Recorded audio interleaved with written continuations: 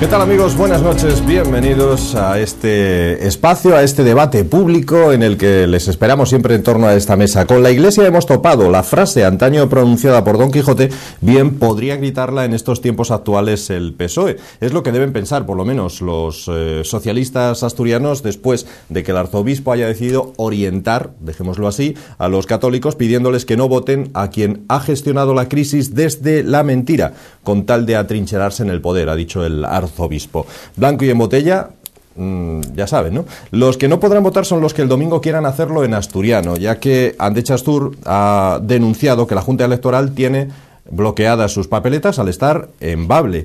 En asturiano o en castellano, es igual. Los indignados quieren hacerse oír en estas elecciones y ahora se encierran para que les podamos ver.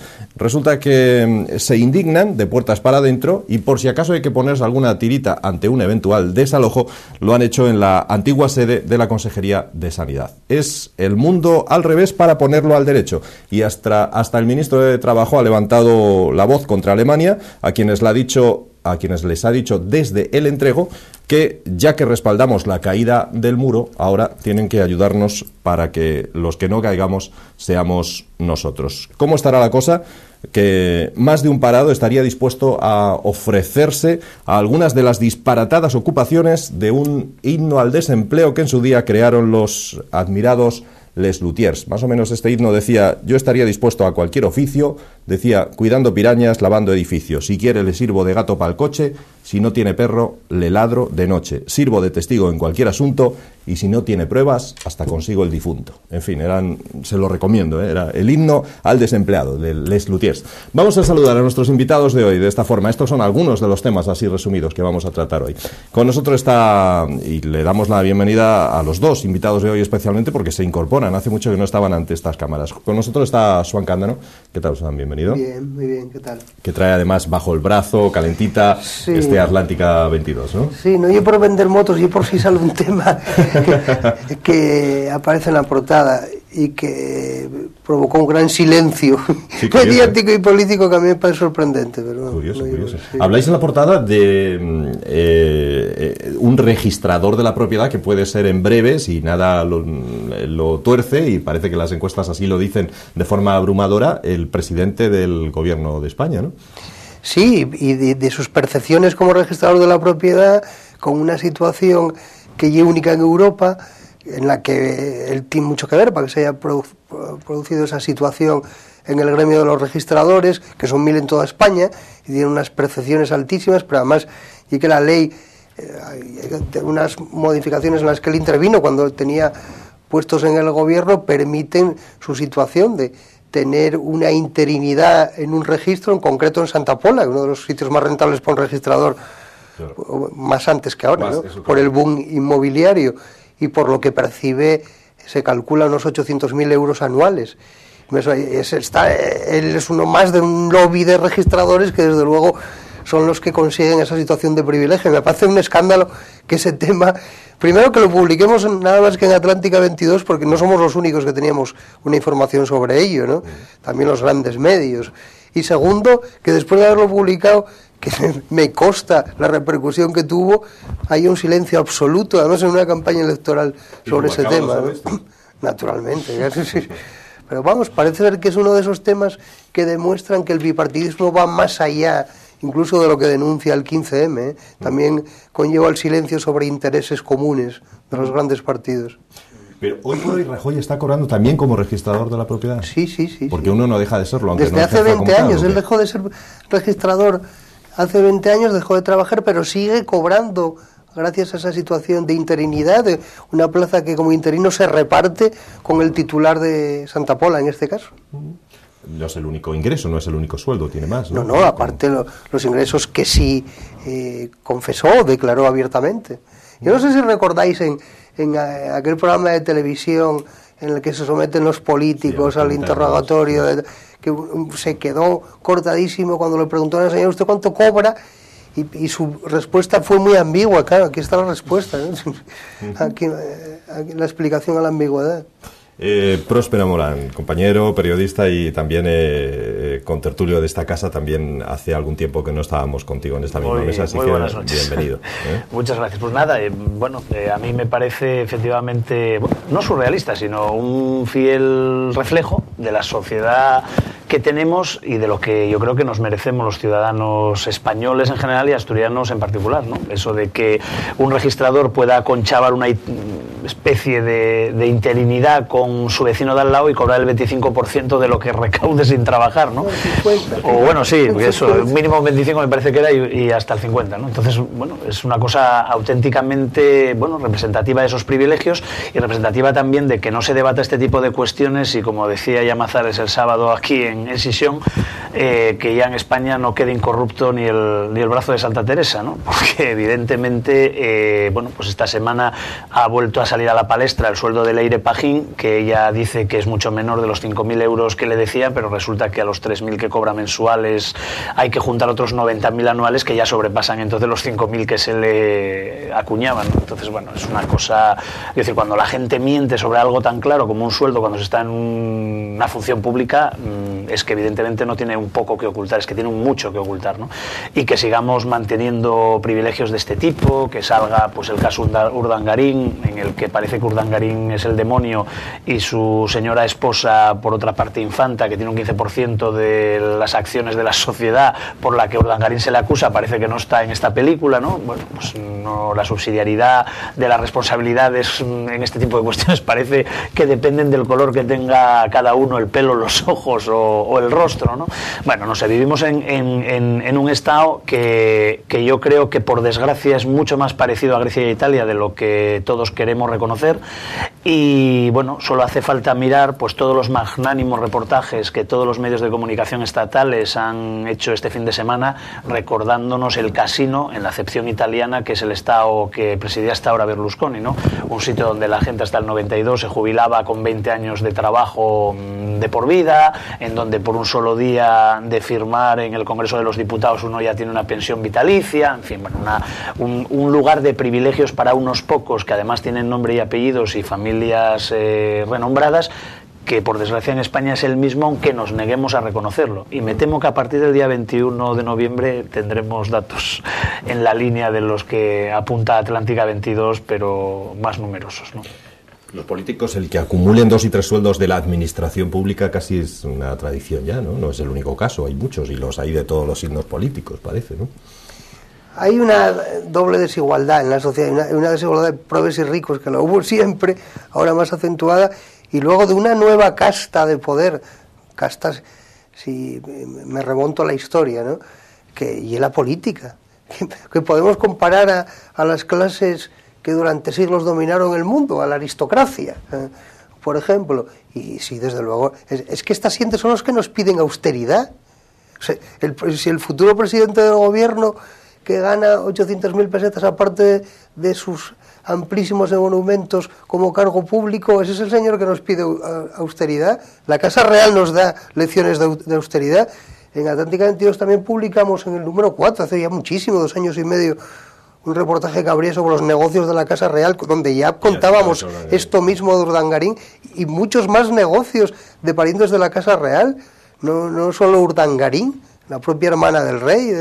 Entonces, es inexplicable que luego la ciudadanía realmente respalde estos comportamientos, porque será miedo, serán factores que explica a lo mejor el psicoanálisis que la psicología, pero realmente es tremendo que el día 21, ese al que tú aludías, vayan a salir premiados en general, la clase política, que creo que aquí en todas las democracias avanzadas se ha convertido en un problema, como bien indican las encuestas. Por cierto, ¿qué os parece el que la Iglesia entre también en política? Tampoco es la primera vez que lo hace, especialmente el nuevo arzobispo, ya lo hizo también cuando las elecciones municipales, que oriente, que, bueno, más o menos y sin más o menos, que dé unas indicaciones claras de a qué partidos hay que votar? ¿Qué os parece a vosotros esto? A mí no me parece malo, ¿no? Si los católicos se quieren hacer caso, que lo fallan, ¿no? Está en su derecho. Y aparte, claro, no hay tampoco ninguna sorpresa por parte de la Iglesia y por parte de este arzobispo en concreto. Yo creo que además aquí ya todavía menos beligerante que fue en Huesca, ¿no? Donde estaba antes.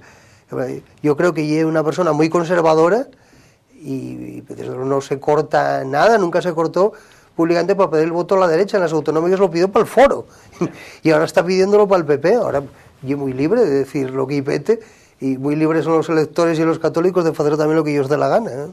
Y muy congruente. Yo no entiendo muy bien por qué la izquierda asturiana sigue, no sé, ubicada en esa tierra de nadie de no aceptar que la Iglesia Católica es conservadora y que como tal, digamos, etiqueta, pues actúa de forma congruente. Y yo creo que Sanz tiene pues un historial notable al respecto, ¿no?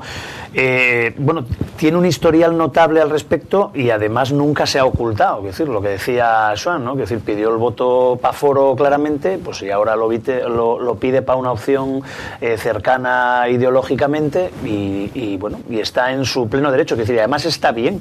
Es decir, pues habrá electores que le sigan la corriente y otros que no. Yo creo que un poco, digamos que el problema se plantea porque aquí tuvimos arzobispos, digamos, con un posicionamiento pretendidamente que podríamos ubicar en el ámbito de la socialdemocracia y vivimos de aquellos recuerdos. Más avanzados todavía. Más avanzados, sí, probablemente. Sí, más avanzados. Bueno, al que algunos llaman en tono de humor Gabino el bueno, en contraste con yo creo que era sí, bueno, pero bueno, no, tampoco era de un izquierdismo como el que, digamos, que con el paso del tiempo ha caído en la mitificación, ¿no? Claro, evidentemente los que han venido detrás han sido muchísimo más conservadores que él, hasta extremos lógicos por otra parte. Lo que era una excepción era él, no los actuales. Y entonces yo creo que estamos mal acostumbrados por un lado, y luego yo creo que la izquierda en España en general y en Asturias muy en particular no acaba de separar ella misma lo que es la religión de lo que es la política. Quiero decir, o sea, cuando desde la izquierda se reclama que la religión no intervenga en asuntos de política, bueno, yo creo que los ámbitos religiosos pueden intervenir en cualquier asunto, porque, bueno, nadie obliga a nadie a comulgar con una religión o con otra, ¿no? Entonces no hay por qué tener miedo a manifestaciones de este tipo. Lo hay cuando de repente, pues no sé, todos los partidos políticos y los de izquierda también quieren ser también de centro. Y entonces, claro, evidentemente, como el centro es una posición inexistente, que nos estamos inventando y reinventando constantemente, pues todo lo que nos desubica de ese centro utópico, pues nos molesta. Y yo creo que bueno, perder, no sé qué votos puede perder la izquierda asturiana porque el arzobispo diga esto. No soy capaz a tan siquiera intuirlo, ¿no? Pero no creo que sean más de los dedos de mi mano, vamos, por exagerar. Yo tengo una gran admiración la sigo teniendo, por Gabino el arzobispo, por Gabino el bueno. Yo creo que era una persona conservadora respecto a los valores y muy avanzada, muy progresista socialmente. Y hay que tener en cuenta que es una persona al que mataron a los padres en la guerra civil. Los mataron en el bando republicano. Jamás se oyó una palabra de odio, de rencor, y sin embargo fue capaz de entenderse perfectamente con todas las fuerzas sociales y políticas en Asturias y resolver hasta conflictos como el de Duro Felguera con un Gomer una mano. Entonces, me parece sí, que era un hombre muy avanzado. Creo, alguna vez creo que escribí de ello calificándolo como el mejor político que había entonces en Asturias, y no lo decía en broma, ni creo que exagere. Es también una muestra de la evolución y el retroceso de la sociedad asturiana que ahora nos manden arzobispos mucho más conservadores. O sea, antes nos tenían miedo, la jerarquía católica tenía miedo a Asturias, mandaba aquí arzobispos rojos, entre comillas, y ahora no. Yo creo que Osoro era muy reaccionario y era una persona con menos nivel intelectual que Sanz, pero Sanz también es una persona muy conservadora. Y respecto al laicismo que tú apuntabas, el laicismo en una sociedad no se mide por las valoraciones públicas de los jerarcas de la Iglesia, ¿no? Que son muy libres de decir lo que ellos pete, aunque a veces se equivoquen, como se equivocó Sanz, por ejemplo, que eso yo creo que sí que estaba fuera de la realidad, calificando de buena la juventud que se manifestaba en favor del Papa y mala la del 15M, con el 15M estuvo muy desafortunado y además demostró un desconocimiento absoluto de lo que era el 15M, de esa parte de la juventud que no le gusta al arzobispo. El laicismo, la falta de laicismo en la sociedad española, que por lo tanto es un problema inconstitucional, es algo que viola la Constitución, yo creo que se muestra sobre todo con la educación. La existencia de los conciertos simplemente. Y eso es una asignatura pendiente de la sociedad española, desde luego. Bueno, en estos días de campaña, esta ya casi toca a su fin, hemos tenido a políticos de los principales partidos, especialmente a los dos que más se juegan, a Rajoy y a Rubalcaba. Y ayer además en Asturias teníamos al ministro de Trabajo, a ese rara avis que es el ministro de Trabajo. Ya saben que se manifestó en contra del decretazo primero y después al poco tiempo fue ministro, en fin.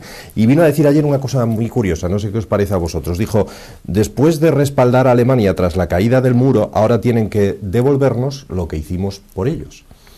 ¿Cómo se come esto? ¿Lo entendéis vosotros muy bien esto? Yo, no bueno, sé, somos asturianos, ese es el discurso asturiano de la izquierda por excelencia, lo de trajimos a todos los extremeños y andaluces aquí a trabajar las minas, ahora que nos ayuden a nosotros con la reconversión.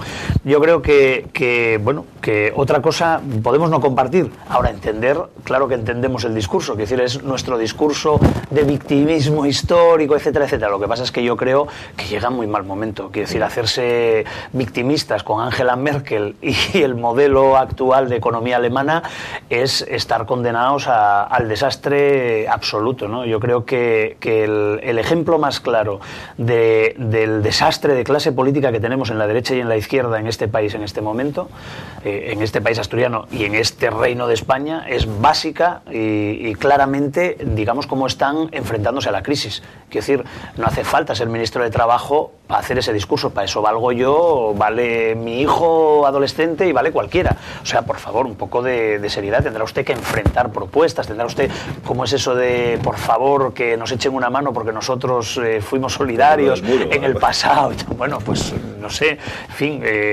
no se puede pedir devoluciones por la solidaridad mostrada en el pasado, ¿no? Entonces, bueno, nada, yo como no salgo de mi asombro día tras día con los políticos que tenemos, pues, quiero decir, ya nada me sorprende. Valeriano lo me de estar deprimido, pues Valeriano, claro, para empezar, yo que venía de UGT ¿Qué hace ahí? Y acabó pues, teniendo una gestión antiobrera que desde luego iba a costar al gobierno, iba a costar al PSOE el gobierno, que no debe estar muy satisfecho precisamente de lo que hizo. Luego a mí dame un poco la risa desde el entrego, haciendo llamamientos a Alemania, que yo sí, en Alemania yo creo que debió cambiar la política hoy, después de lo que oyeron ayer a Valeriano. Pero sí, tampoco hay que pedir yo mucho a Alemania, porque me pasa que a mí que a Merkel le quedan 4 días. Todos los gobiernos en Europa Occidental están cayendo a causa de la crisis, las encuestas son muy negativas para Merkel, igual ya habría que pensar en si hay que pedir algo a Alemania, en que quien va a resolver eso va a ser el sucesor o la sucesora de Angela Merkel.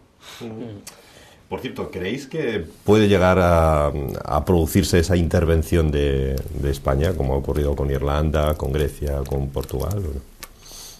Hombre, yo es que sería un osao haciendo vaticinios, porque además yo no sé nada de economía, vamos, sé lo que puede saber un ciudadano, no es precisamente mi especialidad, y no lo sé, yo creo que asistimos a un ciclo que se acaba. No sé si se acabará el capitalismo, no sé si esto lo puede resolver incluso una guerra, si nos ponemos apocalípticos, pero yo creo que esto es el fin de un ciclo, y no sé si Europa está condenada a tener 2 velocidades en el euro, algo que ya vaticinaba mucha gente hace muchísimo tiempo, pero desde luego si los propios economistas hacen el ridículo continuamente haciendo profecías, más podemos hacerlo 2 periodistas o 2 tertulianos hablando de lo que puede pasar con el euro, con la economía mundial y con el sistema capitalista, ¿no? Que parece que está muriendo de éxito, que era una profecía de Marx, y y parece que se está cumpliendo. Yo, hombre, tengo algo de formación económica, pero evidentemente yo creo que soy más partidario de la perspectiva humanística, ¿no?, periodística o histórica al respecto. Y yo creo que al final, como casi siempre que no estamos un poco atentos, estamos condenados a repetir la historia, pues lo que estamos es repitiendo la historia, en realidad. A nosotros nos está pasando lo mismo que le pasó a Irlanda, que Irlanda tenía mucha menos deuda pública que España antes de que intervinieran los bancos y lo rescatara, y en el momento en que lo rescató, o sea, rescató la deuda privada que tenían esos bancos irlandeses, se encontró con una deuda pública completamente, digamos, superada por los acontecimientos que la obligó a ese rescate financiero. Yo creo que a nosotros el 21 de noviembre nos va a pasar lo mismo. Yo creo que el gobierno actual y en connivencia con él, la banca española y sobre todo las cajas de ahorros están ocultando los balances, y el problema de Europa es un problema muy sencillo. Es decir, en Estados Unidos, digamos que el Banco Central norteamericano lo que hace es tener poder para controlar y fiscalizar a los bancos de todos los estados que forman parte de la Unión de Estados Unidos de América, y digamos que los bancos que de un estado se prestan a otro tienen confianza en los balances de esos bancos, o sea, saben a quién prestan lo que prestan y se fían de que esos balances sean ciertos y por tanto puedan cobrar la deuda. El problema es que aquí los bancos alemanes no se fían de los franceses, de los italianos, de los españoles, bueno, de los franceses menos que de los españoles en realidad, y entonces ese es el problema. Es decir, cuando tú no tienes fiabilidad de que si le prestas en el interbancario a un banco dinero vuelvas a recuperarlo, no lo prestas, y ese es el problema de la deuda pública en Europa. Y en España no se fían de los resultados porque el Banco de España, pues bueno, a la vista está lo que ha hecho con la CAM, ¿no?, y con todas las cajas, permitiendo despidos multimillonarios con cláusulas abusivas, etcétera, etcétera, y bueno, haciendo la vista gorda y mirando para otro lado, ¿no? Y lo mismo, bueno, con toda la burbuja inmobiliaria que nos va a explotar el 1 de enero del año que viene, cuando de verdad en los balances se tengan que contabilizar lo que valen realmente esas promociones fallidas que están contabilizadas a precio de hace 5 años o de 4, ¿no?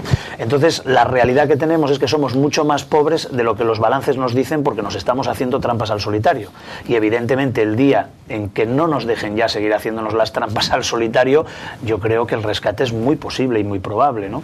Porque además los rescates son la única posibilidad, yo creo, de que no haya esas dos velocidades radicales en el euro, que sería un desastre europeo, ¿no? Europa no se puede permitir el lujo de desandar el camino que tenemos andado, o sea, volver otra vez a que cada vez que crucemos los Pirineos tengamos que cambiar de moneda.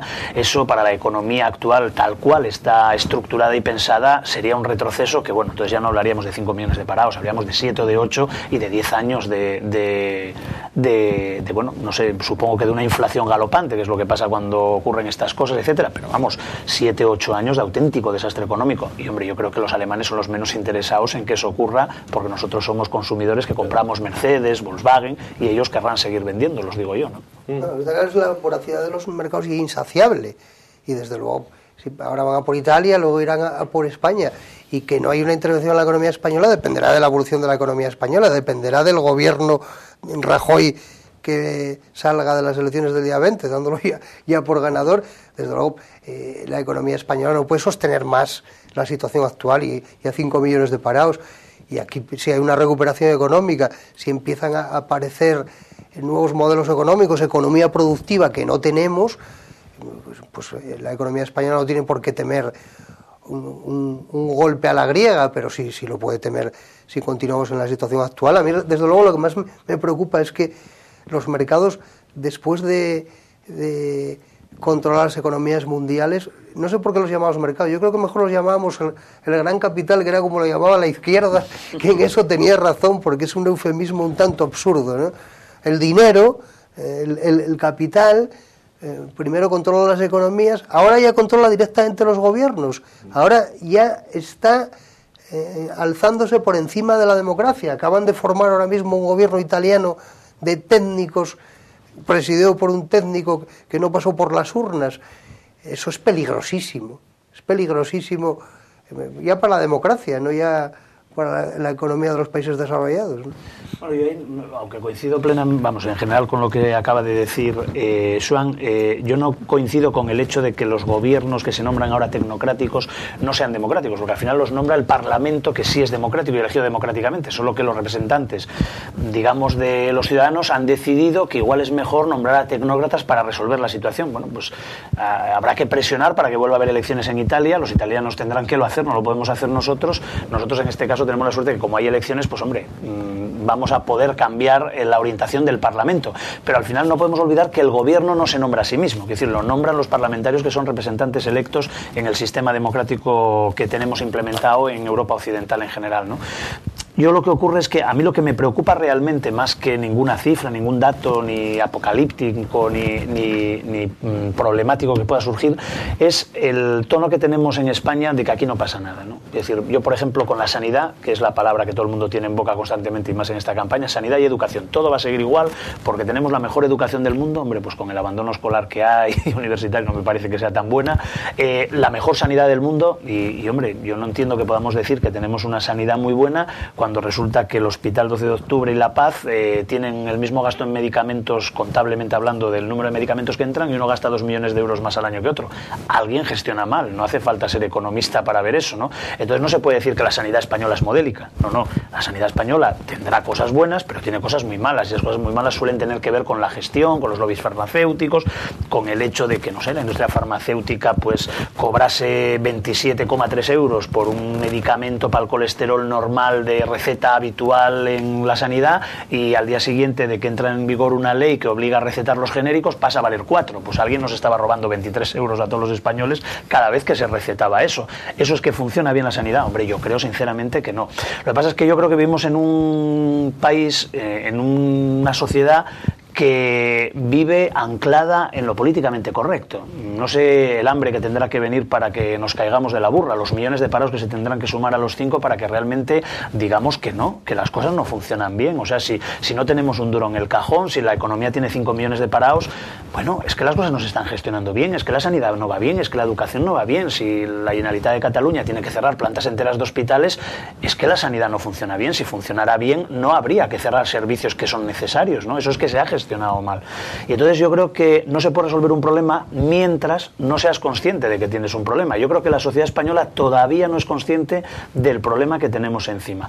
Probablemente, bueno, porque todo se ha alargado a causa de la convocatoria electoral y se ha medio tapado, nadie está interesado en sacar las cifras, ni el PSOE porque gobierna y no quiere salir, digamos, llevando palos en el último minuto, ni el Partido Popular porque teme que el sacar las cifras a relucir sirva para que los mercados ataquen aún más a España y se encuentre con una herencia todavía peor de la que calcula que va a tener.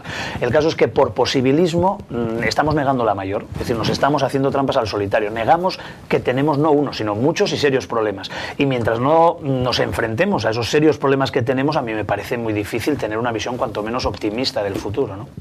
Bueno, yo creo que se puede matizar algo de lo que decías respecto a la sanidad.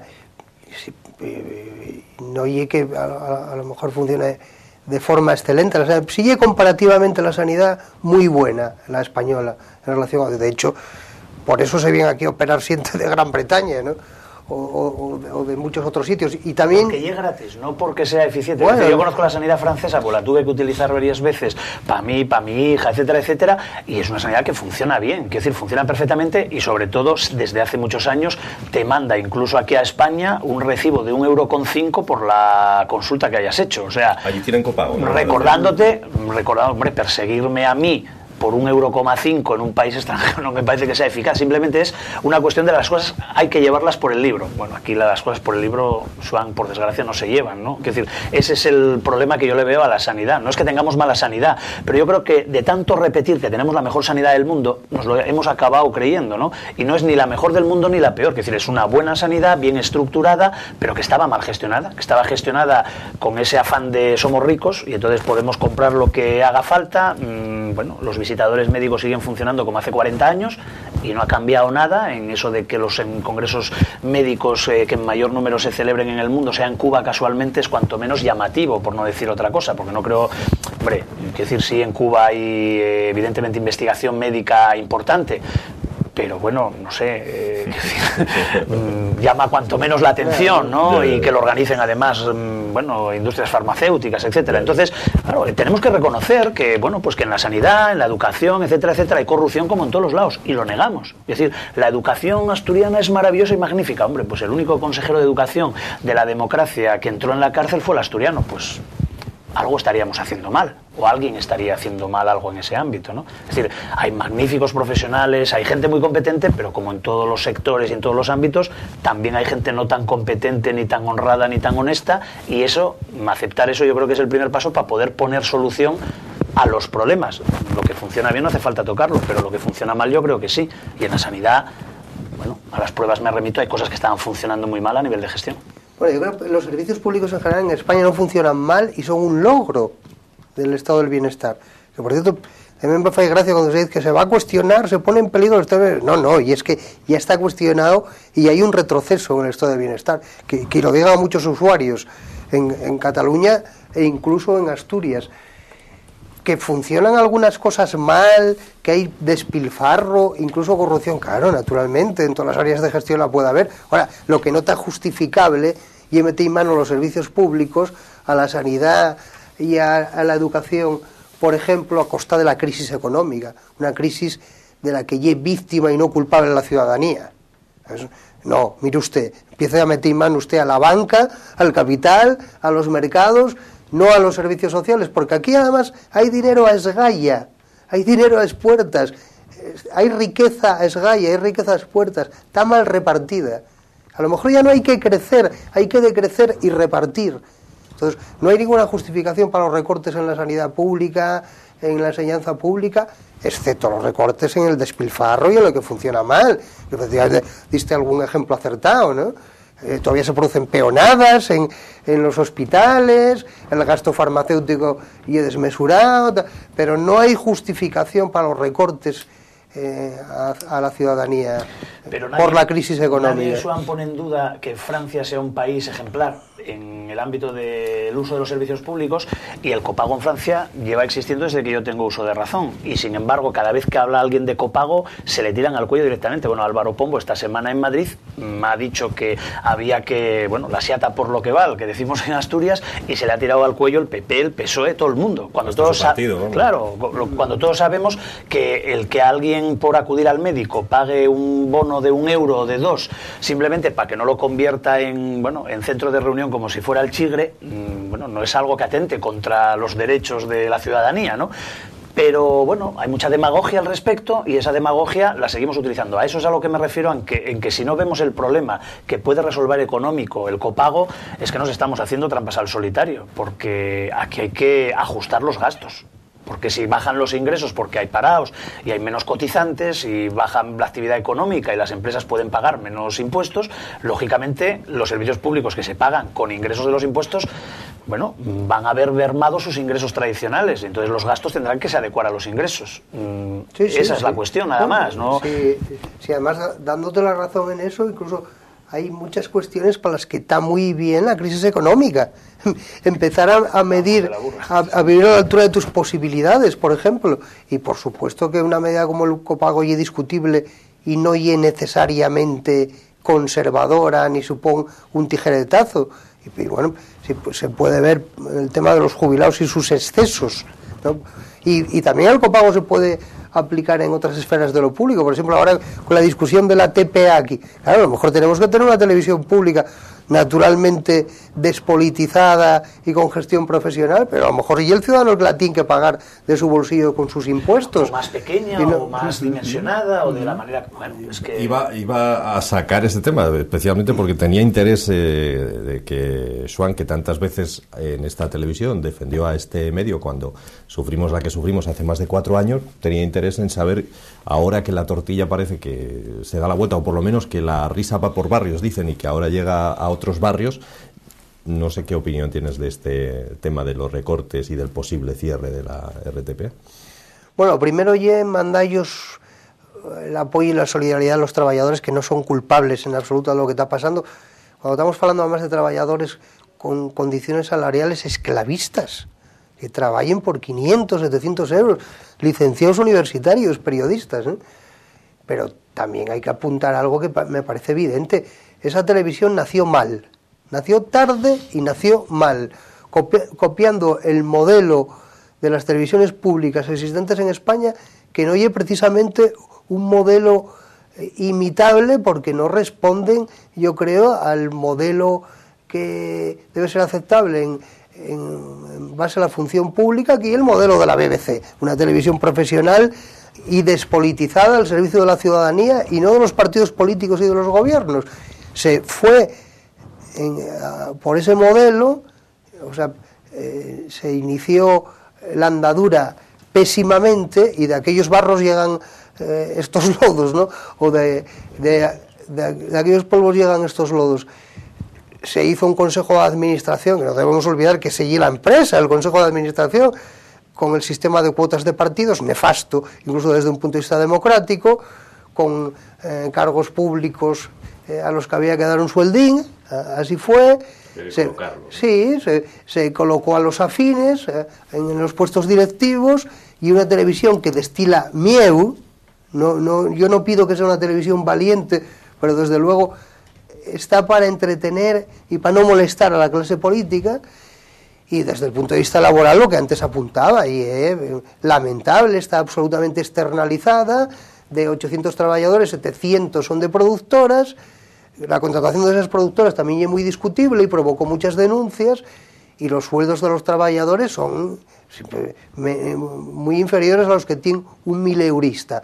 Por lo tanto, sí a una televisión pública, no a los recortes que falla el gobierno, pero siempre que haya una radical reforma que la convierta en una televisión pública propiamente dicho al servicio de la ciudadanía. Ahora, no parece que los trabajadores estén demandando eso sí me preocupa, y me parece un grave error. O sea, a veces dicen que ese debate que lo hay que aplazar. No, hay que sacarlo precisamente ahora. Y está muy bien, algunos trabajadores en la mani que hubo el otro día aquí en Uvieu, a la que yo asistí, algunos llevaban una pancarta que ponía ni teletini, ni telecascos. Pues sí, y exactamente eso, pero son una minoría de los trabajadores de ahí. Y creo que eso además les está costando el apoyo de la opinión pública. Creo que hay una percepción por parte de la opinión pública de que esa televisión sigue una televisión al servicio de los intereses de una clase política, y además donde se mantienen todavía en sus puestos, en eso tienen razón Cascos, los antiguos dirigentes, cuando se debería renovar la cúpula directiva e incluso el Consejo de Administración, además de las últimas elecciones. Entonces, que las reglas del juego democráticas son las que son. Cuando un gobierno gobierna, decide, y cuando cambia de gobierno, lo que no puede es el que estaba antes seguir queriendo conservar las cuotas de poder de gestión que tenía, ¿no? Y yo creo que eso es lo que se reproduce, y yo a compañeros, a los que por supuesto mando la solidaridad, porque lo primero son los puestos de trabajo, y efectivamente no son los trabajadores los culpables, más que de permitir que esto permanezca así, que ese debate que pedía Joan no se produzca en el momento en que realmente se debe producir, que es ahora que el tema está en el aire y candente, ¿no? Porque yo creo que el problema que tiene la RTPA, yo siempre defendí la RTPA antes de que se pusiera en marcha. Recuerdo que contra viento y marea y contra casi todos los socialistas que hablaban de ello, nadie se acuerda de eso, y yo acudí a defender en una intervención que se me pidió desde el PSOE Izquierda Unida en el Parlamento asturiano esa existencia cuando hubo comparecencias para la cuestión. Pero claro, yo lo que yo pedía era una televisión que ayudara a la cohesión, a la industria cultural, a los grupos musicales asturianos, y que no hiciera concursos de 25 preguntas en Madrid con un gasto surrealista, que no retransmitiera Fórmula 1 simplemente poniendo un locutor que transmite las mismas imágenes que la Sexta, etcétera, etcétera. Bueno, pues básicamente defendiendo una televisión además en asturiano, que era la única, digamos, posibilidad que yo le veía a un servicio público de ese tipo en Asturias de una forma clara y evidente, ¿no? Y claro, lo que se hizo, bueno, yo nunca en la vida olvidaré, y es lo que siempre saco a los compañeros cuando discutimos el tema a colación, el hecho de que el primer consejo de administración que se nombró de la televisión, el único profesional que sabía algo de televisión era su presidente, Bernardo Díaz Nosti, que tardó 2 minutos en salir corriendo de esta casa de grillos, ¿no? De esta jaula de grillos. Y sobre todo que recuerdo que cuando pues Izquierda Unida e incluso el Partido Popular intentaron proponer profesionales desde los letrados de la Junta pasada, por supuesto impulsados por el Partido Socialista, se dijo que no podrían ser profesionales del mundo de la comunicación asturiana porque entrarían en... Estarían contaminados. No, claro, porque se beneficiarían a ellos mismos y alguien que trabajaba en un medio, pues no sé, el grupo Vocento, bueno, el grupo que fuera, no podía estar en el Consejo de Administración porque beneficiaría a ese grupo. Hombre, se supone que cuando te nombran miembro de un Consejo de Administración, que es un cargo incompatible con cualquier otra actividad que no sea de servicio público, tú dimites de tu trabajo. Entonces, bueno, era una cosa auténticamente kafkiana que debemos a un hombre, Jorge Fernández León, del que mejor nos olvidaríamos todos en el mundo del audiovisual y por el que, por desgracia, por cuyo proyecto estamos pagando, yo creo, la profesión, pues todo lo que ha venido detrás.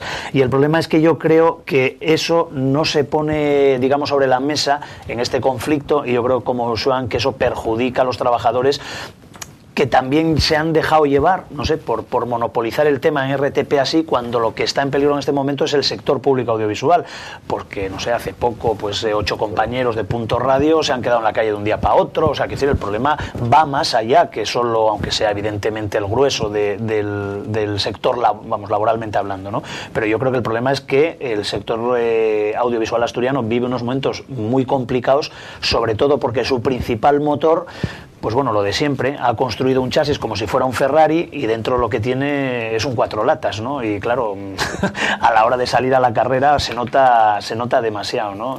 Bueno, no obstante, pues eso, mandar la solidaridad con los compañeros y animarles a que sigan luchando, porque evidentemente una televisión pública hace falta en Asturias, como en cualquier otro sitio que tenga una identidad cultural propia y que necesite, pues digamos, potenciar esos ámbitos culturales y empresariales que viven de esa identidad y que tienen evidentemente una rentabilidad que probablemente contribuyera a que saliéramos de parte de la crisis en el futuro.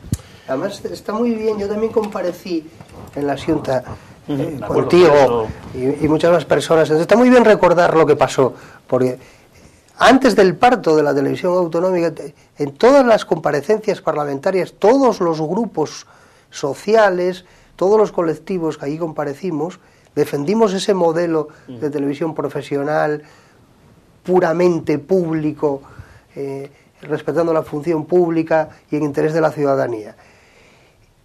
Y incluso el presidente Areces les dijo a la Asociación de la Prensa en una reunión que los miembros del Consejo de Administración que ellos nombrasen, los del PSOE, iban a ser profesionales. Y además aceptaban nuestro planteamiento, que recordarás que era el de la Asociación de la Prensa y el de Periodistas por Asturiano, al que se sumaron los sindicatos y otros muchos colectivos, de tener un Consejo de Administración que garantizase esa despolitización y esa profesionalización, de manera que más de la mitad de sus miembros no perteneciesen a partidos políticos. Jorge Fernández León nos dijo que detallásemos entonces cómo iba a ser esa participación, cómo debería ser esa participación en el Consejo, y se lo hicimos. Yo no recuerdo ahora las cifras exactas, pero supongamos que eran 13 miembros del Consejo de Administración, la mitad más uno pertenecían a la sociedad civil y el resto a los partidos políticos. Y le citamos porque nos los pidió qué organizaciones iban a representar a la sociedad civil en ese consejo. Recuerdo que era la universidad, los propios trabajadores a través de los sindicatos, la Academia de la Lengua, el RIDEA, una serie de colectivos que garantizarían ese modelo diferente que debería tener la televisión autonómica. El presidente Areces dijo que no solo se iba a respetar ese modelo que se proponía, sino que los que correspondiesen al PSOE también iban a ser profesionales. Veamos lo que pasó, exactamente lo contrario. O sea, al margen de eso, estando sustancialmente de acuerdo y además apuntando ese error de los trabajadores, porque además están haciendo una piña con la actual dirección y con el Consejo de Administración, y es un gravísimo error estratégico, aparte de otras lecturas que podamos hacer de ello. Pero también hay que apuntar que lo del gobierno Cascos tampoco tiene ningún tipo de justificación, entró aquí como un elefante en una cacharrería. Es lícito incluso que la cierre, porque eso era lo que ya nos adelantaba en su programa electoral, hablaba de enajenación y nunca se cortó en hacer esa palabra sinónimo, de convertirla en sinónimo de cierre, pero no sé por qué lo tiene que hacer ahora, antes de que acabe el año. Advierta usted que en los próximos presupuestos no va a haber esa partida económica y ya se verá lo que pasa de aquí al año que viene y evita usted un conflicto laboral en el que los trabajadores son víctimas y además un colectivo profesional muy joven. Yo estoy convencido de que el gobierno, yo por lo menos el problema no se lo achaco al gobierno, se lo achaco a la situación política que salió de las urnas. Porque recuerdo que la decisión del gobierno de no hacer las transferencias a partir del mes de septiembre surgió a raíz no, pero coincidiendo en el tiempo con unas manifestaciones de la Federación Socialista Asturiana en la Voz de Asturias, como digamos enorgulleciéndose de que no iban a dejar entrar a Foro así como así en el Consejo de Administración de la RTPA. Entonces, claro, claro, o sea, si no se permite entrar en el Consejo de Administración de la RTPA a quien está gobernando, quien está gobernando lícitamente tomará las medidas que estén a su alcance para, digamos, gestionar lo que no se le deja gestionar por la vía normal. Entonces, hombre, yo puedo estar o no estar de acuerdo con la medida, pero lo que no puedo es achacar, por ejemplo, a mí me parece surrealista que el Partido Popular y el Partido Socialista pidan retrotraer una ley que ellos mismos aprobaron, el Partido Socialista, para reordenar el sector público, sencillamente porque Foro está reordenándolo de una manera que no les gusta. Oiga, es el gobierno que que salió de las urnas porque, el PSOE no llegó a un acuerdo con Izquierda Unida con el PP para gobernar. Si llegó a él para nombrar a la mesa de la Junta, ¿no? Entonces, oye, si eso es posible, ¿por qué no es posible otra cosa? Quiero decir, que estamos en una guerra de guerrillas electoralista que a mí, creo que como los árboles que a veces no dejan ver el bosque, está produciendo un elemento distorsionador. Es decir, no se le puede achacar al gobierno que tome decisiones que a lo mejor, son dudosas, etcétera, etcétera, si no se le permite participar del gobierno que en teoría debería estar haciendo, ¿no? Porque debería tener una representación en los consejos de administración y saber lo que se gasta, lo que no, cuánto cuesta la Fórmula 1, si eso se puede quitar o no se puede quitar, porque claro, yo, discutiendo con compañeros, yo me parece muy bien, quiero decir, que no se retengan partidas presupuestarias, aunque evidentemente, si es cierto que hay una superación del déficit permitido y hay que recortar gastos y se recortan en carreteras, pues igual de lícito es recortarlo en una carretera que en la TPA. El que toma la decisión es el gobierno, para bien o para mal. Ya lo penalizaremos o lo premiaremos en las urnas posteriormente, pero quien tiene que gobernar es él para lo bueno y para lo malo, ¿no? Entonces, claro, yo cada vez que intento enterarme de cuánto cuesta realmente la Fórmula 1 no soy capaz.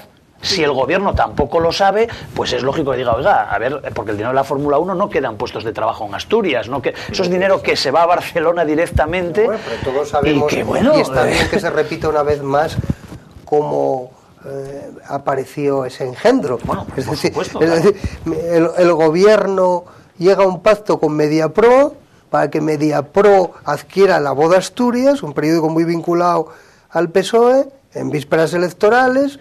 El jefe de informativos de la TPA pasa a ser el director de La Voz de Asturias y a costa de ello la TPA paga unos cuantos millones, se dice que 8, efectivamente es intolerable que los ciudadanos no sepamos. Ahora, a ciencia cierta, dinero, ¿no? Ahora se habla de 8 millones, ya nos dieron diferentes cantidades, hay quien habla de 6, de 4, y ese pacto se cerró con la adquisición de los derechos de las retransmisiones deportivas por parte de la TPA, pagando ese dinero a Mediapro. Eso es una inmoralidad.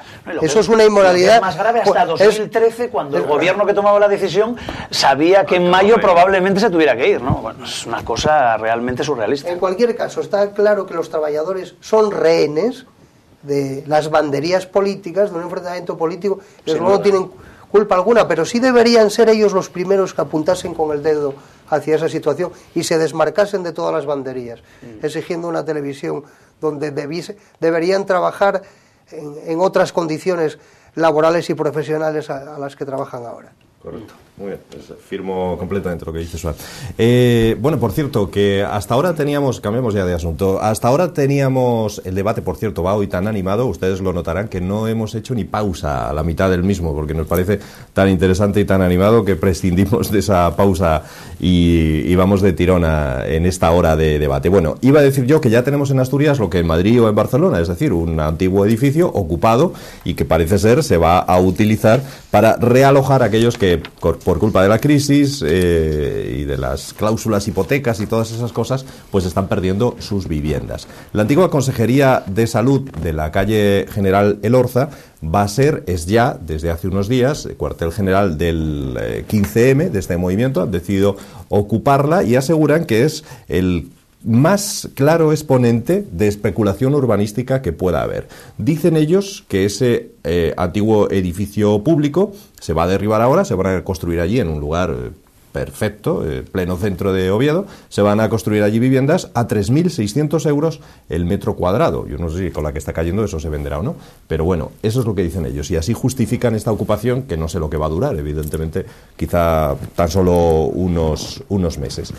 Enlazo esto con lo primero que decía, con lo que iniciábamos el debate hoy, hablando de Rajoy y hablando decíamos, de Grecia y de Italia y de cómo algunas familias siempre son beneficiadas. Si nos venimos aquí a Asturias, parece que siempre hay también determinadas familias que se lo llevan todo, ¿no? Si queréis mencionamos los nombres, pero vamos, creo que no hace ni falta. Swan, ¿qué te parece todo esto de... Bueno, quizá he extendido demasiado el problema, pero ¿qué te parece todo esto? Bueno, realmente esto es una historia vieja.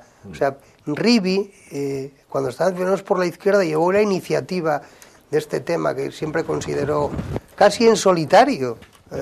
Si repasamos las hemerotecas, ahí lo encontraremos. Siempre consideró y denunció como un pelotazo escandaloso. Y lo es, efectivamente. O sea, la Consejería de Sanidad cierra, se traslada al edificio Calatrava por una quilada... Pagando lo que pagan allí. Sí, beneficiando al grupo empresarial de Cosmen y Lago, y luego a su vez el edificio de las consejerías pasan a ser pisos de lujo. La jugada se calculan unos beneficios de 59 millones de euros para el sector privado. Privado entre comillas, porque también está Sedes por medio. Empresa que, por cierto, y no me extraña, que quiere privatizar el Principado, porque me parece insólito que el sector público tenga una constructora. Sí, yo creo que eligieron bien el 15M. El 15M yo creo que destaca por su lucidez, y creo que escogieron bien el edificio y lo hicieron bien, porque llevan ya tiempo preparándolo. Yo estuve ayer en la asamblea del 15M en la Escandalera y yo ya sabía de esta ocupación hacía tiempo, y llevaban dentro unos cuantos días. O sea, no surgió así sobre la marcha. Sí. Y es verdad que tiene una carga simbólica esa operación y ese edificio, en un barrio además que necesita equipamientos sociales, y en una época donde hay desahucios todos los días de familias trabajadoras que no pueden pagar una hipoteca. Poco más que añadir, porque además Joan y yo, que trabajamos juntos en la Voz de Asturias cuando estaba justo al lado, conocemos bien la historia del inmueble en cuestión, y la verdad que es enormemente simbólica, y yo creo que un fiel reflejo también de lo que ha sido pues la época Areces, es decir, en Asturias, que se salda con esa pésima gestión para lo público, para los ciudadanos, de lo que eran recursos importantes, beneficiando a sectores privados que tengan un nombre o tengan otro. Es decir, yo creo que al final es lo de menos, es decir, pues son las familias evidentemente que se mueven en el mundo empresarial asturiano con mayor soltura, pero que evidentemente si no fueran esas serían otras. Yo creo que el problema es que, la gestión del gobierno anterior es una gestión que será para olvidar en el futuro, porque claro, analizar las cosas con tanta cercanía histórica a veces puede distorsionar la lectura, pero yo creo que cuando pasen 20 o 30 años y esto se pueda analizar desde una perspectiva un poco ya, digamos, menos caliente y sin implicados de por el medio, etcétera, etcétera, yo creo que ha sido, el bienio negro famoso de Marqués, comparado con esto, pues casi se queda en una anécdota, vamos. Bueno. O sea, hemos perdido, es mi opinión, la gran oportunidad que tuvimos en una época de bonanza de haber, superado el gran trauma que supuso la reconversión en Asturias, porque hubo posibilidades reales, posibilidades de apostar por una sociedad del conocimiento, y por lo que apostamos fue por una sociedad del ladrillo y del ladrillo defectuoso, hemos perdido, como dicen los economistas, hemos tenido un coste de oportunidad realmente importante. Por cierto, ¿qué os parece este movimiento 15M que empezó con una enorme cantidad ingente de personal en las calles, que ahora parece que va apagándose, aunque resucita de nuevo con estas elecciones después de aparecer en las autonómicas? ¿Qué opináis de este movimiento? No, yo no me parece que se esté apagando, ¿no? Y de hecho en la manifestación, después de un lapsus de tiempo mayor sin actividad, de hace un mes, que aquí en Asturias fue en Mieres, fue sorprendente la respuesta. Es que el 15M yo creo que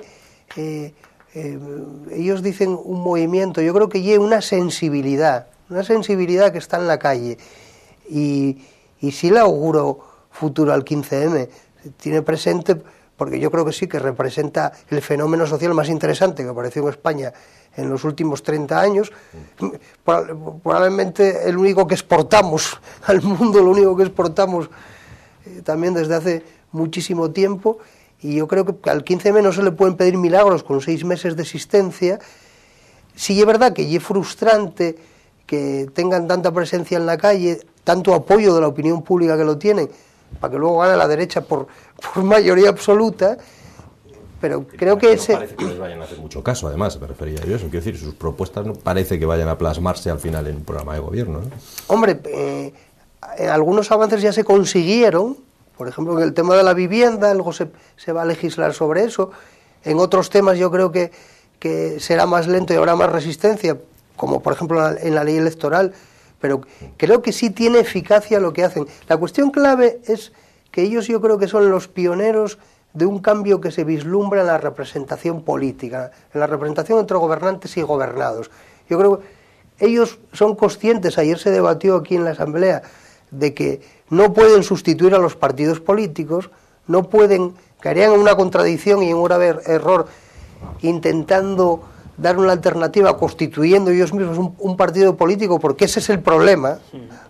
Las organizaciones cerradas, jerarquizadas, que son los partidos políticos, y en ese paso que tarde o temprano va a llegar, en el que los partidos políticos dejen de tener el monopolio de la representación política, aparte de esas exigencias de reforma que creo que tienen desde hace muchísimo tiempo, ese viento que va a llegar yo creo que lo anuncia el 15M, y yo creo que su presencia en la calle y en la sociedad es muy importante, y yo creo que ese aliento no se va a dejar de tener, porque además lamentablemente yo preveo en España un escenario a la griega, ¿eh?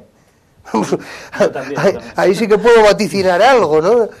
No podemos vaticinar la intervención de la economía española, pero me da a mí que va a haber muchas más convulsiones sociales, porque yo creo que hay un clima de hastío, también de resignación, aunque sean las dos cosas aparentemente contradictorias, por parte de la ciudadanía respecto a los poderes en general. Entonces creo que sí, que el 15M va a seguir teniendo una presencia importante en la sociedad española, y yo creo que además la tiene de forma inteligente hasta ahora. Creo que están haciendo las cosas bien, no son los perroflautas que tanto le interesa difundir a los medios y a los poderes.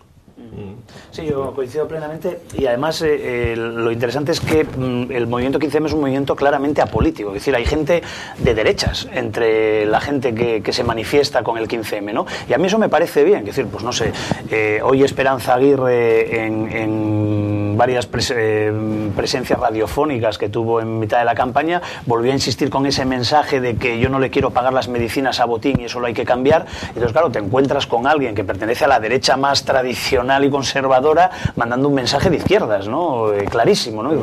O sea, estamos en un momento de, como diría Cascos, de transversalidad absoluta, en la que los movimientos ya no son, digamos, etiquetados conforme a marcas del pasado, ¿no? Sino que son más flexibles, y nos podemos encontrar con planteamientos, bueno, liberales en el sentido de izquierdas que se da en Estados Unidos a la palabra, entre los liberales, neoliberales españoles como Esperanza Aguirre, y nos podemos encontrar, bueno, pues cosas en la izquierda que no tienen mucho sentido, como que Rubalcaba ahora proponga, pues no sé, lo de que no se pueda pagar en efectivo las facturas de más de 3.000 euros cuando él ha sido el responsable de que eso haya pasado durante 8 años, ¿no? Bueno, pues entonces, es decir, cosas que descolocan y que nos hablan de que las cosas ya no se etiquetan con esa facilidad que se etiquetaban antes, ¿no?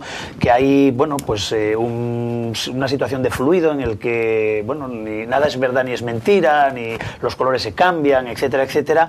Y yo creo que, por ejemplo, esta cita electoral electoral que va a venir ahora va a marcar, yo creo que un antes y un después en el hecho de que los minoritarios van a tener un empuje importante, aunque gane por mayoría absoluta el Partido Popular, y ese empuje importante va a trastocar el bipartidismo que estaban construyendo hábilmente el PP y el PSOE, ¿no? Porque, como pasa siempre en la ley de Murphy, cuando menos uno lo espera y lo tiene todo controlado, se le va al garete el negocio. Y yo creo que es muy probable que se vaya al garete el negocio, porque yo también me uno al vaticinio de Swan, de que nos espera un modelo a la griega, porque yo creo que está pasando exactamente lo que pasó en Grecia, que la ciudadanía no tomó cartas en el asunto hasta que ya era demasiado tarde, es decir, hasta que ya la tormenta estaba encima, ¿no? Y yo creo que aquí nos va a pasar lo mismo, es decir, unos por, digamos, estrategia política, tanto el PP como el PSOE están dejándolo todo correr hasta el día 20 de noviembre, y otros porque no, bueno, la ciudadanía en general, porque bueno, a ver si por movernos luego la foto se estropea, vamos a ver si llegamos hasta